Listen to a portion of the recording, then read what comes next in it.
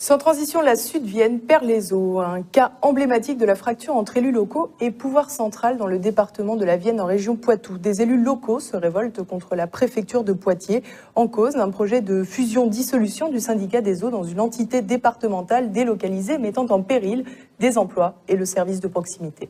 Alors que les élus du sud du département ont très largement voté contre le projet, leur vote a été noyé au sein d'une commission de plus de 220 élus.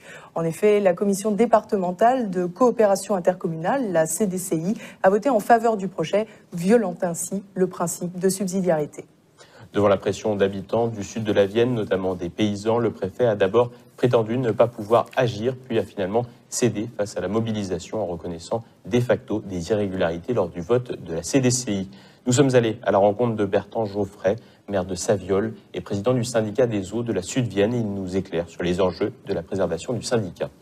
C'est toute une activité du Sud-Vienne qui risque d'en pâtir, hein. Et je pense notamment aux écoles. Vous savez, donc il y a 23 employés, les employés qui pourront aller travailler à Poitiers ou je ne sais où. Donc effectivement, ils vont pas laisser leurs enfants ici.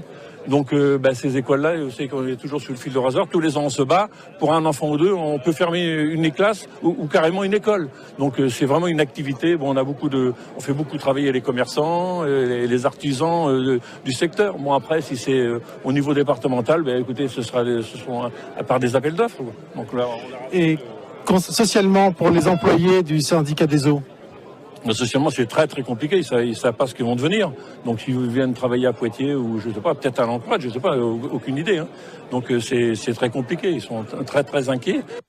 Les manifestations pour la défense du syndicat ont mobilisé de nombreux élus et personnalités locales.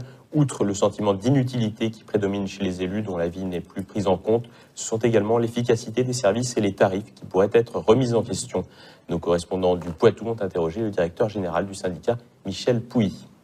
Les conséquences pour les abonnés du syndicat d'eau et d'assainissement du Sud-Vienne pourraient être une augmentation éventuelle des tarifs, un éloignement des gens au niveau de l'intervention, ce qui pourrait rallonger les temps d'intervention en cas de panne, et donc un éloignement et une perte de proximité. Et pour les employés du syndicat? Pour les employés du syndicat, selon les informations qui ont déjà été fournies par le syndicat unique, qui serait donc construit sur les bases du CIVER, on peut envisager une perte de salaire selon les catégories et les emplois, pouvant aller de 150 à plus de 300 € mensuels.